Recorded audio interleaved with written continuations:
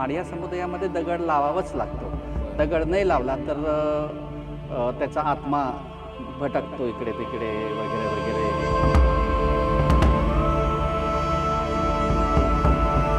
माणूस जेव्हा मरतो तेव्हा बहुतांश समाजांमध्ये दुःख व्यक्त केलं जातं, परंतु आदिवासी समाजामध्ये माणूस मेल्यानंतर, माणसाचा मृत्यू झाल्यानंतर जश्न साजरा केला जातो. तरी बंदूक लावले म्हणजे काही त्यांना बंदूक आवडायची का त्यांच्याकडे बंदूक होती की काय नाही? पण बैल म्हणजे तो एक प्रतिष्ठेचं चांगलं व्यक्ती आहे, अशा व्यक्तीला बैल कापतात. आणि म्हणजे अनेक वर्षापासून आता हे गोहत्या प्रतिबंधक कायदा आता परवा आलेला आहे, म्हणजे काही वर्षांपूर्वी आलेला आहे. त्याचा हजारो वर्षांपूर्वीपासून आदिवासीमध्ये बैल वेगवेगळ्या विधीमध्ये, वेगवेगळ्या उत्सवामध्ये खाण्यासाठी बैल खाण्याची, बैल कापण्याची पद्धत आणि प्रथा परंपरा आहे. हसत हसत मरता येण्याची कला माडी आदिवासींमध्ये आहे असं आपण म्हणू शकतो.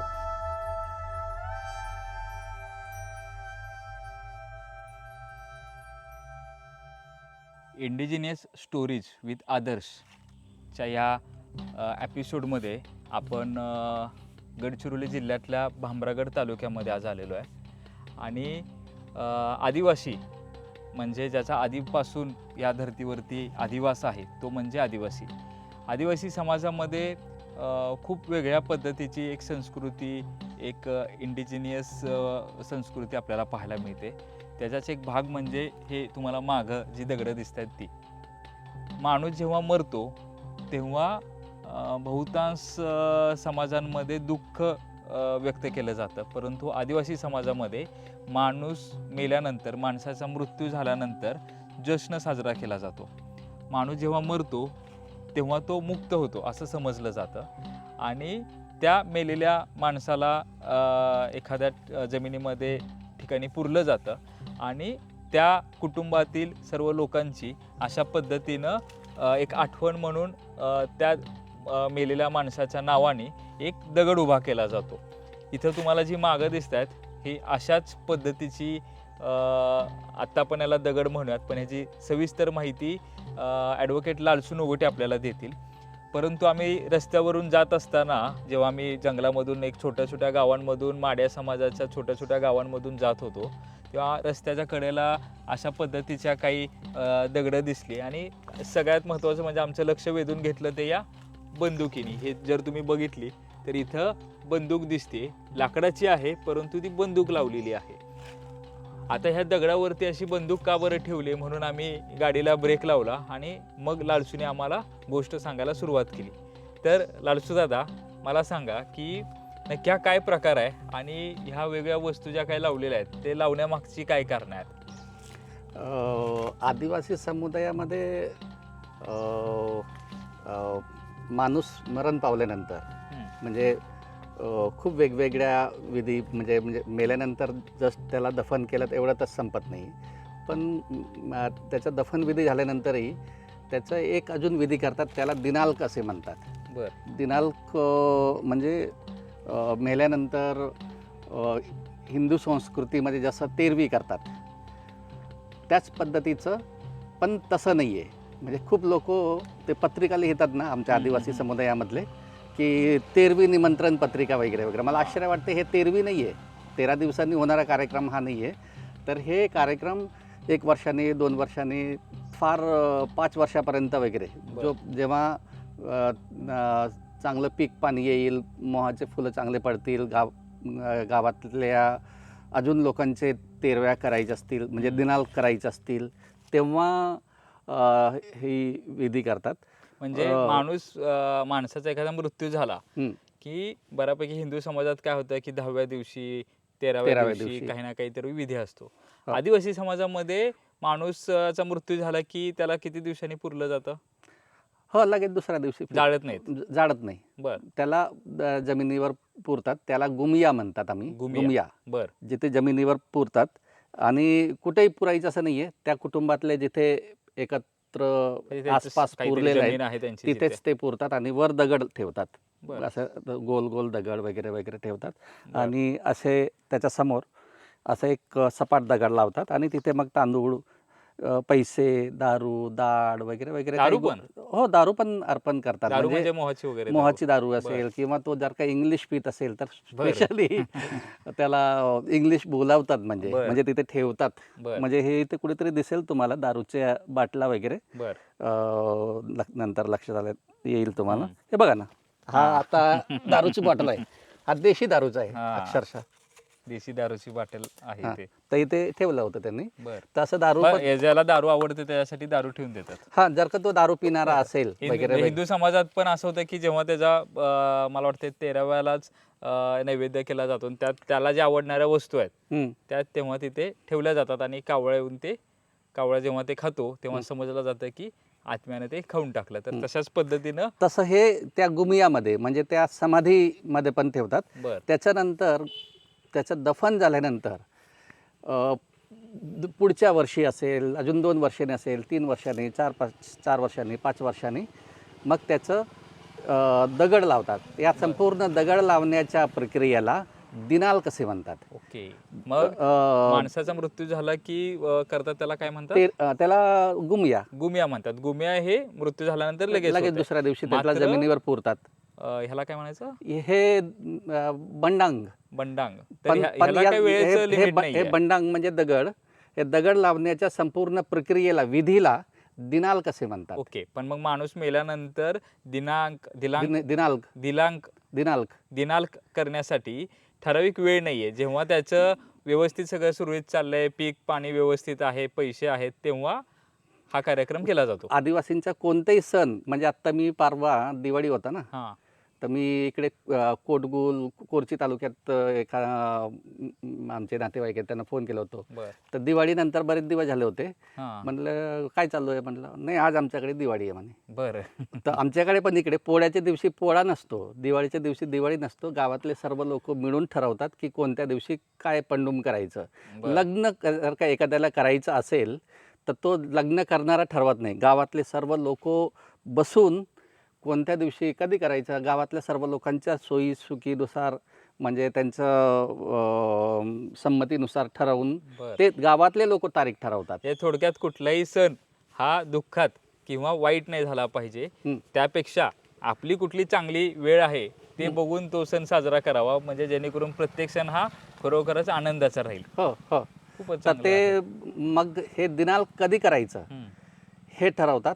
आणि गावातले जे मागच्या वर्षभरामध्ये जेवढे लोकांचं मृत्यू झाला असेल, आता त्या घरातल्या लोकांना विचारतात यावर्षी तुमचं ते मागे मरण पावले त्याचं दिनाल करणार आहे की नाही करणार आहे वगैरे विचारतात.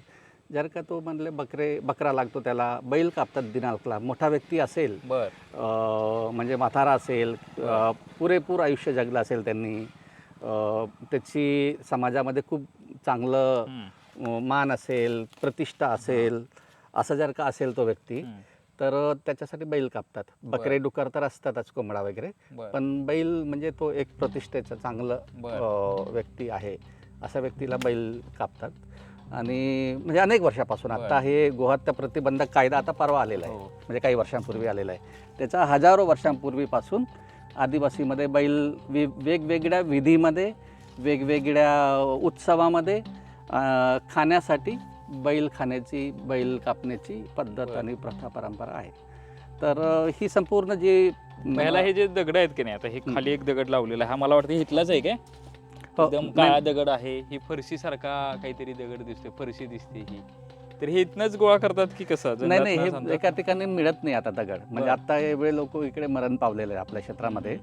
तर एक इथे समोर दरभा नावाचं नदी काठचे वगैरे आहेत. एक दरभा नावाचं एक गाव आहे, तिथे एक मुईतोन मेटा नावाचं एक पहाडी आहे. तर तिथे पहिले दगड आणायला जायचे लोक. म्हणजे दगड आणायचे लोक. हा, दगड कसे? बैलगाडीने किंवा ट्रॅक्टरनी घेऊन यायचे, किंवा जेव्हा नव्हतं, बैलगाड्या नव्हते, ट्रॅक्टर नव्हतं, तेव्हा खांद्यावर घेऊन यायचे. म्हणजे बांधून तिकडे कावडसारखं करून गावातले सर्व लोक त्याच्यात इन्व्हॉल्व्ह असायचे. म्हणजे आता जर का एखाद्या परिवारातला व्यक्ती मागच्या वर्षी मरण पावला असेल आणि साधारणतः हे एप्रिल मे जेव्हा बऱ्यापैकी इकडे सर्व कामं संपलेले असतात, उन्हाळा असतो आणि सर्व ठिकाणी एकमेकांच्या गावामध्ये जाता येतो, म्हणजे पायी पण जाता येतो. मग आता टू व्हीलर्स आले वगैरे, तर एकमेकांच्या गावामध्ये जाता येतो, पाऊस नसतो, कनेक्टिव्हिटी व्यवस्थित राहतो. म्हणून एप्रिल मे महिन्यामध्ये साधारणतः हे दिनाल्क कार्यक्रम करतात, लग्नाचे कार्यक्रम करतात, अजून बाकीचे काही उत्सव असतील, पेन करसाळसारखे उत्सव करतात. आपण या संपूर्ण सिरीजच्या माध्यमातून या संपूर्ण विषयी चर्चा करणारच आहोत. हो. पण आता हे दिनांकचा विषय आपल्याला जे बोलायचे, दिनांक म्हणजे नेमकं काय प्रकार आहे, तर माणूस मेल्यानंतर हे जे दगड लावतात त्या संपूर्ण प्रक्रियेला दिनांक कसे म्हणतात. आणि हे दिनांक हे लावण्यामागे काय असते, म्हणजे का म्हणून लावतात? आता हे लावायचं म्हणजे जर का आदिवासी असेल तो माडिया असेल, असं म्हणजे इकडे माडिया होतं. समुदायामध्ये जर का मरण पावले एखादा व्यक्ती, तर त्याला ते असं दगड लावतातच. बाकीच्या समुदायाचं तेवढं हे नाही आहे, म्हणजे गोंड आणि परदानामध्ये असं लावलेलं दिसलं नाही. त्यांची वेगळी स्वतंत्र विधी आहे. पण माडिया समुदायामध्ये दगड लावावाच लागतो. बरं. दगड नाही लावला तर त्याचा आत्मा भटकतो इकडे तिकडे वगैरे वगैरे, असं समजलं जातं. असं समज जातं. त्यामुळे ते दगड लावणे खूप महत्त्वाचं आहे. खरं तर दगडाशी आपण जर बघायला गेलं तर म्हणजे माणसाची जेव्हा उत्क्रांती झाली तेव्हा सगळं ह्या दगडाभोवती फिरलेलं आहे. आणि हळूहळू जसं जंगल कमी होत गेलं, निसर्गापासून माणूस लांब होत गेला, तसं दगड ह्या गोष्टींपासून पण तो दुरावत गेला. परंतु आदिवासीचं माणसाच्या मृत्यूनंतर हे जे दगडाशी काही नातं आहे, तर ते हे दाखवते की खरं तर तो अजून कसा निसर्गाशी जुडलेला आहे, हो, नाही का? हो, ते आणि आहे. मग ठीक आहे, हे दगड लावतात, त्यावरती नावं लिहिलेली आहेत. आता इथे स्वर्गवासी मासा कुंभा पुंगाटी जन्मदिन लिहिलेले आणि मृत्यू दिनांक लिहिलेले आहे. 2019चा हा दगड आपल्याला इथे पाहायला मिळतोय. आणि त्याचसोबत मग काही ठिकाणी आता इथे जी लाकडी बंदूक ठेवली आहे, भांडी लावलेली आहेत, काही ठिकाणी ते पक्षी आहेत, तिथं पण बंदूक आहे. तर बंदूक लावले म्हणजे काय, त्यांना बंदूक आवडायची का त्यांच्याकडे बंदूक होती की काय नक्की? बंदूक का लावली? बंदूक लावणे म्हणजे तो शिकारी करणारा व्यक्ती असावा. म्हणजे आदिवासी समुदाय हा हंटिंग अँड गॅदरिंग करणारा समुदाय आहे. बरं. म्हणजे तो प्रिमिटिव्ह ट्राईब किंवा ज्याला आपण अति असुरक्षित आदिम आदिवासी जमाती किंवा पर्टिक्युलरली वल्नरेबल ट्रायबल ग्रुप, हे माडिया आहे. माडिया महाराष्ट्रात माडिया, कोलाम आणि कातकरी या 3 आदिम जमाती आहेत. तर आदिवासी व्यक्ती हा आजही इथे व्यवस्थित शिकार करतात आणि विकण्यासाठी शिकार नाही, तर शिकार करणे हे त्यांच्या संस्कृतीचा भाग आहे. ओके. खूप इंटरेस्टिंग आहे. शिकार का करतात म्हणजे मांस खाण्यासाठीच नाही आहे, तर एखादं काम पुढे चांगलं होईल की नाही हे बघण्यासाठी शिकार करणे, किंवा मी जे विचार केलेलं आहे ते तसंच आहे ना. म्हणजे तुम्हाला सांगू का की एखाद्या व्यक्तींनी, पुजाऱ्यांनी सांगितलं की मला तुला फलाण्यांनी जादू केलेली आहे असं म्हणून जर का त्यांनी सांगितलं पुजाऱ्यांनी, आणि तो सुधारला, म्हणजे सुधारला असेल किंवा त्याची बिमारी दूर झाली असेल, बऱ्यापैकी तो आता व्यवस्थित असेल, तर तो खरंच का मला त्यांनीच जादू केली आहे का हे चेक करण्यासाठी तो शिकारीला जातो. आणि शिकारीला जाताना तो एकटा जात नाही, गावातल्या सर्व लोकांना घेऊन जातो. सामुदायिक पद्धतीने तो सर्व लोकांना घेऊन जातो. शिकार करतात आणि शिकार जर का मिळाली, त्याच्या नावाने शिकार मिळाली म्हणजे मला त्यांनी जादू केलेलं आहे, जे जर का सत्य असेल तर मला आज शिकार मिळाली पाहिजे. त्या शिकारीमध्येही शिकारीचं संपूर्ण वर्णन करताना अनेक गोष्टी आपण इथे बोलणार आहोत.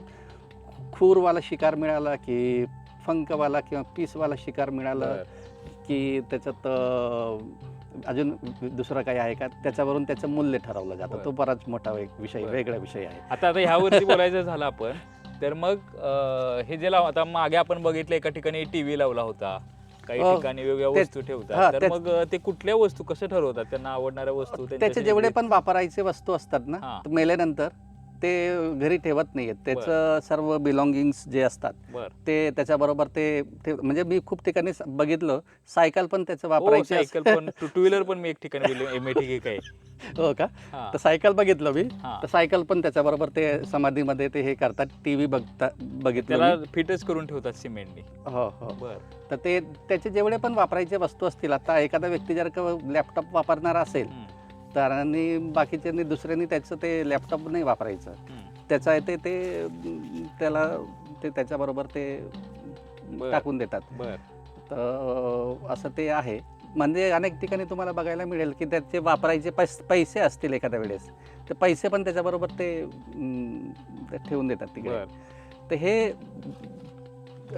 गुमिया किंवा दफन विधी ही वेगळी प्रक्रिया आहे. त्याच्यानंतरची हे तेरवी म्हणजेच दिनाल्क, म्हणजे म्हणजे एक्झॅक्टली तेरवी म्हणजे दिनाल्क नाही आहे, पण दिनाल्क ही जी प्रक्रिया आहे ही खूप प्राचीन काळापासून माळी आदिवासी समुदायामध्ये आलेली एक पद्धत तर आहे. आता हा इथे उभा दगड लावला आणि इथे जर आपण मागं बघितलं, इथं जर मागं बघितलं तर हे इथं असे 3 खाली दगड रोवून ह्याच्यावरती हे दगड ठेवलेले आहेत. तर कुठे? हे जे ठेवले हां हां, तर ते एक्झॅक्टली काय आहे, हां तर जर का पुरुष मरण पावला असेल हां तर पुरुष मरण पावला असेल तर असं उंच दगड उभा दगड लावतात. आणि स्त्री जर का मरण पावली असेल, हां. तिच्या नावाने जर का दगड लावायचा असेल तर असं सपाट दगड लावतात. का बरं असं? म्हणजे हे पहिल्यापासून त्यांनी ठरवलेलं आहे. बरं. म्हणजे बाई असेल किंवा फिमेल असेल तर हं. तिच्यासाठी सपाट दगड, ओके आणि पुरुष असेल उभा. तर उभा दगड लावायचं. बरं. आणि हे जे ग्लास वगैरे ते पडलेले आहेत तर त्यांना दारू वगैरे काही गोष्टी असतात ते त्यांना दिलेले आहेत. आणि मग एका फॅमिलीचे जे काही दगड आहेत ते एकाच ठिकाणी एका केले फॅमिलीचे एकाच ठिकाणी लावायचं. आई वडील असतील, मुलं असतील, त्याचे आजोबा असतील, हे असतील, ते असतील, तर एका कुटुंबातले एका ठिकाणी दगड लावतात. साधारणतः हे आत्ता तिथून सुरुवात झाले जातात. हं. ते दगड, तर फार तिथपर्यंत सुरुवात झालेली आहे. तिथपर्यंत. आता हे एकदम असं पद्धतीचे दगड आहे हे जे, हां. ते हे छत्तीसगडमध्ये अशा दगडांची खाण आहे, बर कुटरूकडे. बर बर बर ते हल्ली इकडचे खूप लोक कुटरू परिसरात जातात आणि अशी दगड विकत आणतात. परसी सारखंच आहे ते तर. हां, याची खाण आहे दगडांची, तर तिकडून ते आणतात. आणि बऱ्याच म्हातारे सध्या काय करतात, मी मरण्यापूर्वीच माझ्या नावाचा दगड घेऊन ये म्हणतात. खूप ठिकाणी असं झालेलं आहे. का म्हणून? तर मला बघायचं आहे म्हणतात. बर हां, आणि त्याच्यासमोरच मेला की तुला हा दगड आम्ही लावूया, बर अशा पद्धतीने त्या म्हाताऱ्याला सांगतात. हो का? बर. असा तो खूप आदिवासी समुदाय हा एकदम शाय आणि खूप असं मजाकी स्वभावाचा समुदाय आहे. तर तो खूप नातवांना किंवा समाजात इकडे एखादं तिकडे तर हसत हसत मरता येणं, हां. लोकांना समोर मरणं पाहता येत नाही. परंतु आता लासूदादांनी सांगितलं आपल्याला की मरण्याच्या पूर्वी मी मेल्यानंतर कोणता दगड लावायचा, हा जिवंतपणेच एखादा जर म्हातारा सांगत असेल तर ह्यावरनं आपल्याला हे लक्षात येते की हसत हसत मरता येण्याची कला माडी आदिवासींमध्ये आहे असं आपण म्हणू शकतो. आणि माणूस मेल्यानंतर दुःख किंवा वाईट वाटून न घेता माणूस मेल्यानंतर जश्न साजरा करायचा असतो असा आदिवासी समाज म्हणतो. आणि त्याचाच एक भाग म्हणजे हो हो अजून मला जोडायचं होतं की आदिवासी समुदायामध्ये जर का तो म्हातारा असेल, परिपूर्ण जीवन जगला असेल, व्यवस्थित अनेक पारंपरिक नेतृत्वामध्ये महत्त्वाची भूमिका असेल, तर अशा व्यक्ती जर का त्याचा मृत्यू झाला असेल तर लोक नाचतात त्याचं नाव घेऊन, त्याच्या कहाणी सांगत, ढोल वाजवत रात्रभर नाचतात. म्हणजे त्याच्याबद्दल त्याचे ऐतिहासिक कामगिरी व्यक्त करत नाचतात, गीत गातात. महिला गीत गातात, पुरुष गीत गातात. प्रामुख्याने याच्यामध्ये त्याला अक्को म्हणणारे, अक्को म्हणजे आजोबा, म्हणजे मराठीमध्ये आजोबाला म्हणजे आईचा वडिलाला पण आजोबाच म्हणतो आणि वडिलांच्या वडिलाला पण आजोबाच म्हणतो. बरोबर. माडिया समुदायामध्ये वेगवेगळे शब्द आहेत. आईचा वडिलाला वेगळं म्हणतात आणि वडिलाच्या वडिलाला वेगळं म्हणतात. वडिलाच्या वडिलाला तादो म्हणतात आमच्याकडे, आणि आईच्या वडिलाला अक्को म्हणतात. तर अक्को जर का मरण पावला असेल तर त्याला अक्को म्हणणारे जे मुलं आहेत ते अजून जास्त त्याच्याबद्दल गीत गात, त्याचं बैल कापण्याच्या प्रक्रियेमध्ये असतील तर ते कापतात. आणि तशा पद्धतीने त्याच्या गीत गाणे, नाचणे असं करतात.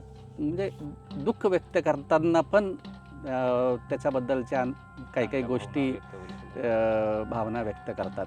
हे विमान जे लावलेलं आहे, विमान असेल, हेलिकॉप्टर असेल, तर हे विमानाचं एवढं अट्रॅक्शन आदिवासींना का म्हणून आहे? म्हणजे आता हे फार अलीकडे आलेलं एक ॲटम आहे. म्हणजे हेलिकॉप्टर लावणे वगैरे. पहिले मोर लावणे, बंदुका लावणे, चाकू लावणे, तो मोर दिसतो. त्या तिकडच्या जुन्या काळामध्ये अशा वेगवेगळ्या पद्धतीचं होतं. पण इकडे काय झालं की हे नक्षल आणि पोलीसचं या संपूर्ण युद्धामध्ये इकडे हेलिकॉप्टर म्हणजे नॉर्मल झालं. म्हणजे शहरामध्ये मी जातो ना कधी कधी, म्हणजे काही मोठ्या मोठ्या शहरामध्ये हेलिकॉप्टर बघण्यासाठी लोक बाहेर येतात. इकडे फार असं ते जात असेल हेलिकॉप्टर म्हणतात. म्हणजे पहिले काही वर्षांपूर्वी तर हेलिकॉप्टर म्हणजे देवांचं वाहन अशा पद्धतीचं होतं. पण मधल्या काळामध्ये या संपूर्ण युद्ध सादृश्य परिस्थितीमध्ये तर हेलिकॉप्टर खूप नॉर्मल इकडे झाला. आणि मग हेलिकॉप्टरविषयी जास्त अट्रॅक्शन आहे. म्हणजे माडिया समुदायामध्ये विमानात बसणे, हेलिकॉप्टर म्हणजे म्हणजे पूर्वी हेलिकॉप्टर म्हणजे ते देवांचं वाहन अशा पद्धतीचं पण पहिले समज होता. हे देव इकडून तिकडे चालले, त्यांना माहीत नाही. मी अनेक वेळा म्हणतोय त्यांना की मी पण त्या म्हणजे इकडे मोहाचे फुलं वगैरे वेचताना लहान असताना किंवा काही वर्षांपूर्वी अजूनही गावातल्या लोकांबरोबर जेव्हा आपण बसतो ना तेव्हा म्हणतो की ते हेलिकॉप्टर किंवा विमान चाललं आहे, तर त्याच्यात मी बसलो आहे म्हणे. तर शिकला म्हणून काही पण सांगायला लागलं का, त्याच्यात बसलं देव चालले म्हणे इकडून तिकडे, असं लोकांचं समज आहे. म्हणजे हा त्याच्याशी संबंधित आहे. म्हणजे हा या मरण पावल्यानंतर विमानात बसण्याची इच्छा असते का त्यांना? ते पण असते किंवा इच्छा असते प्रत्येकाची.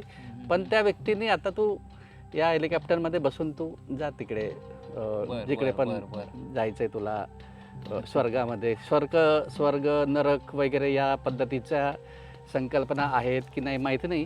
पण माणूस मेल्यानंतर कुठेतरी आहे, मला बघत आहे. पक्षीच्या पण निसर्गाशी संबंधित आहे त्याचा. पक्षीच्या स्वरूपामध्ये उसीर पिटे म्हणून एक आहे पक्षी, तर मी पक्षी येऊन तुला बोलण्याचा प्रयत्न करेन. एखाद्या व्यक्ती एखाद्या मुलीबरोबर प्रेम करत असेल ना तर तो आमच्या माडियामध्ये म्हणतात मी उशीर पिटे बनवून मी तुझ्याशी संवाद साधेन बघ म्हणते तो. अशा पद्धतीच्या खूप इंटरेस्टिंग गोष्टी आहेत. तर ते हेलिकॉप्टर बनवतो इथे. आता माझा नातेवाईकच आहे शंकर मडकामी म्हणून गोंगवाड्याला, या क्षेत्रामध्ये तो खूप हेलिकॉप्टर्स बनवतो. आणि असंच पैशाने नाही बनवत तो, फुकटच बनवून देतो. म्हणजे त्याला फक्त जाऊन सांगायचं की मला एवढ्या दिवसामध्ये पाहिजे, आणि त्याला फक्त थोडंसं एक बॉटल दारू म्हणजे तोच स्वतः घेऊन जातो त्या दिनाल कार्यक्रमामध्ये. दारू, थोडंसं वेगळं, थोडंसं जेवण, मटण वगैरे असं तसं, बस झालं त्याचं. आणि हे असं व्यवस्थित तो एक 10-15 दिवसामध्ये व्यवस्थित हेलिकॉप्टर किंवा विमान तो बनवून देतो. आणि हे आत्ता हल्लीच्या काळामध्ये हे आलेलं एक आहे, नवीन गोष्ट. हो हो. आदिवासी समाज जर आपण बघितला तर आदिवासी समाज हा पूर्णपणे जे काही करतो ते सगळं सामूहिक पद्धतीनं करतो. मग ती शेती असो, शिकार असो, गावातले सण उत्सव असोत, लग्न असो किंवा अन्य कोणती पण गोष्ट. परंतु सगळ्या गोष्टी सामूहिक पद्धतीनं करताना सुद्धा आदिवासी समाजामध्ये प्रत्येक माणसाला म्हणजे इंडिव्हिज्युअलला पण तितकंच महत्त्व दिलं जातं. आणि हेच आपल्याला ह्याच्यातून दिसतं. कारण माणसाचं असणं किती महत्त्वाचं आहे आणि माणूस गेल्यानंतर त्या गोष्टी जिवंत ठेवण्यासाठी पण माड्या समाजामध्ये तितकंच लक्ष दिलं जातं. कारण जेव्हा माणूस एखादा मरण पावतो, मृत्यू होतो, तर बऱ्याचदा असं होतं की आपण माणूस जोपर्यंत आहे तेव्हा त्याच्याकडे बघत नाही आणि माणूस गेल्यानंतर मात्र दुःख व्यक्त करतो.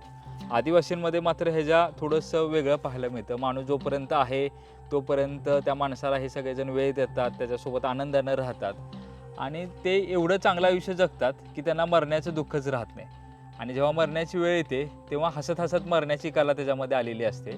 आणि म्हणूनच एखादा म्हाताऱ्याला असं वाटतं की मी मेल्यानंतर तुम्ही माझ्या नावानं जो दगड लावणार तो मला अगोदर आणून दाखवा, बरोबर आहे. आणि तो दगड त्याला दाखवला जातो. आणि जेव्हा एखाद्या माणसाचा मृत्यू होतो तेव्हा तो माणूस मेल्यानंतर जश्न साजरा केला जातो. नृत्य करत त्याला पुरलं जातं, दफन केलं जातं. आणि मग जेव्हा घरामध्ये व्यवस्थित सर्व पैसे वगैरे आहेत किंवा घरची परिस्थिती व्यवस्थित चांगली आहे, मोहाची फुलं चांगली झालेली आहेत, सगळं काही व्यवस्थित असताना मग त्याच्या नावाने एक दगड उभा केला जातो आणि त्याला आवडणाऱ्या सगळ्या गोष्टी तिथे ठेवल्या जातात. आणि त्या दगडाच्या रूपानं तो माणूस त्यांच्यामध्ये कायम राहतो, त्याच्या आठवणी जिवंत राहतात आणि पुढच्या पिढीला त्याची जी काही मागची पिढी आहे ती जिवंत असलेली पाहायला मिळते. त्यामुळे आपण इथे असं म्हणू शकतो की आदिवासी समाज हा कशा पद्धतीनं आदिम संस्कृतीशी निगडीत आहे. कारण जर आपण आदिम संस्कृती म्हणजे अगदी आदिमानवापासूनच्या काही गोष्टी पाहिल्या तर तेव्हा पण आदिमानव हा त्याच्या पाऊलखुणा, त्याच्या खुणा ह्या दगडांच्या रूपानं मागं ठेवून जात होता. आणि माडिया आदिवासी समाजसुद्धा 2026 मध्ये यायच्या जमान्यात सुद्धा दगडांच्या रूपानं त्याच्या खुणा आजही मागं सोडून जात आहे.